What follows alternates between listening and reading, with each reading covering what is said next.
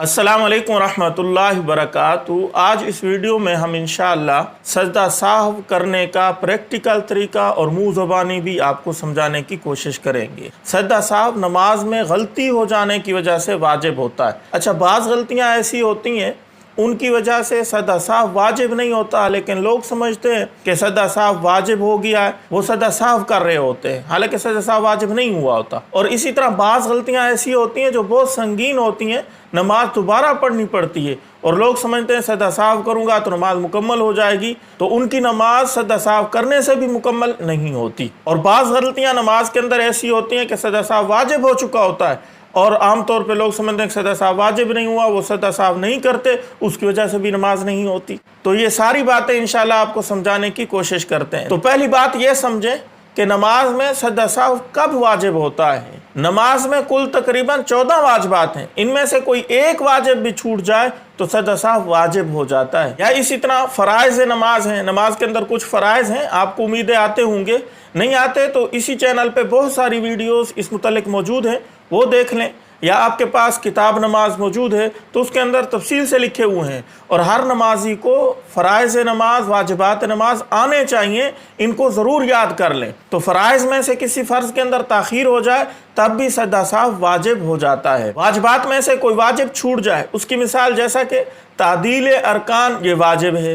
तादील अरकान कहते हैं हर रुकन को ठहर ठहर के अदा करना, यानी हर रुकन में कम अज़ कम एक दफ़ा सुबहान अल्लाह की मिक़दार खड़े रहना, ठहरे रहना, ये वाजिब है। कोई आदमी अब रुकू से खड़ा होता है, बिल्कुल कुछ पढ़ता ही नहीं है, खड़ा होता है और फौरन सजदे में चला जाता है, यानी एक दफ़ा सुबहान अल्लाह कहने की मिक़दार खड़ा ही नहीं होता, तो इसने वाजिब को तर्क कर दिया है। अब इसके ऊपर सजदा साहव वाजिब हो जाएगा। इसी तरीके से कादा उला में बैठना ये वाजिब है। कोई आदमी अब 4 रकतों वाली नमाज पढ़ रहा है, कादा उला में बैठा ही नहीं है, तो इसका वाजिब छूट गया है, अब सजदा साहव वाजिब हो चुका है। या इसी तरीके से फ़र्ज़ के अंदर ताख़ीर हो जाए, जैसा कि 4 रकतों वाली नमाज है, कादा उला में ये बंदा बैठा है और अत्तहियात पढ़ते पढ़ते अब्दू व रसूलू पढ़ लिया, उसके बाद दुरूद शरीफ पढ़ना शुरू कर दिया, अल्लाहुम्मा सल्ली अला मुहम्मद, यहाँ तक पढ़ लिया है, तो अब इसके ऊपर सजदा साहव वाजिब हो चुका है। और याद रखना, दुरूद पढ़ने की वजह से सजदा साहव वाजिब नहीं हुआ, बल्कि सजदा साहव इसलिए वाजिब हुआ है कि इसको चाहिए था अब्दू व रसूलू तक पढ़ के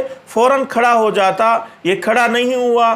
क़याम के अंदर ताख़ीर हो गई है और क़याम फ़र्ज़ है, फ़र्ज़ के अंदर ताख़ीर होने की वजह से सजदा साहव वाजिब हो चुका है। नंबर 3 ये कि सजदा साहव वाजिब नहीं हुआ था, बल्कि नमाज ही जाती रही और इसने समझा कि सजदा साहव वाजिब हो गया है, इसने सजदा साहव कर लिया तो अब नमाज नहीं होगी। उसकी मिसाल जैसे कि 3 रकतें पढ़नी थी या 4 रकतें पढ़नी थी, इसने 2 पढ़ ली या 3 पढ़ ली, तो अब सजदा साहव वाजिब नहीं हुआ, बल्कि रकत छूटने की वजह से नमाज दोबारा पढ़नी पड़ेगी। या इसी तरीके से 2 सजदे करना फ़र्ज़ हैं, इसने एक सजदा किया है, एक सजदा इसका छूट गया है, अब अगर सजदा साहव करेगा तो भी नमाज नहीं होगी, दोबारा नमाज पढ़नी पड़ेगी क्योंकि फ़र्ज़ छूट चुका है। और चौथी बात कि सजदा साहव भी वाजिब नहीं हुआ था, नमाज भी नहीं टूटी थी, इसने समझा कि सजदा साहव वाजिब हो गया है, जैसा कि कोई सुन्नत वगैरह है, कोई मुस्तहब नमाज का है, वो छूट गया है, उसकी वजह से सजदा साहव वाजिब नहीं होता। ऐसा कि नमाज के अंदर सना पढ़ना ये सुन्नत है, किसी आदमी की अब सना छूट गई है तो इससे सजदा साहव वाजिब नहीं होगा। बहुत सारे लोग ये समझते हैं कि सजदा साहव वाजिब हो गया है। अब आए समझ लेते हैं कि अगर ये गलतियां हो गई हैं, फ़र्ज़ के अंदर ताख़ीर हो गई है, वाजिब छूट गया है, सजदा साहव वाजिब हो चुका है, तो सजदा साहव करेंगे कैसे, उसका तरीका क्या है। तो कादा अखीरा में अत्तहियात अब्दुहु व रसूलू तक पढ़ के सलाम फेर देंगे एक तरफ, अस्सलाम वालेकुम रहमतुल्लाह, और फिर 2 सजदे करेंगे, 2 सजदे करके फिर अत्तहियात मुकम्मल, दुरूद शरीफ, दुआ मसूरा पढ़ के दोनों तरफ सलाम फेर देंगे। तो ये है सजदा साहव करने का तरीका। अब मैं आपको प्रैक्टिकल करके भी दिखाता हूँ। जी दोस्तों, जैसे आप नमाज में भूल चुके हैं, आपने सजदे में जाना है, 2 सजदे करने हैं ना, सुभान रब्बियल आला, सुभान रब्बियल आला, सुभान रब्बियल आला, दोनों सजदों में 3-3 दफ़ा पढ़ना है, जैसा कि आप नमाज में पढ़ते हैं। फिर अल्लाहु अकबर कह के अत्तहियात पे बैठ जाना है, अत्तहियातु लिल्लाहि वस्सलावातु वत्तय्यिबात, अस्सलामु अलैका अय्युहन नबिय्यु व रहमतुल्लाहि व बरकातुहू, अस्सलामु अलैना अला इबादिल्लाहिस सालिहीन, अशहदु अल्ला इलाहा इल्लल्लाह व अशहदु अन्ना मुहम्मदन अब्दुहु व रसूलुहू, यहाँ तक पढ़ के फिर एक तरफ सलाम फेरना है और फिर 2 सजदे करने हैं। ये 2 सजदे जो हो रहे हैं ये सजदा साहवी है, इसके अंदर जैसे सजदे में तस्बीह पढ़ते हैं وہی تسبیح 3 مرتبہ پڑھ لیں گے طاق عدد میں، اور پھر اللہ اکبر کہہ کے تحیات پہ بیٹھ جائیں گے۔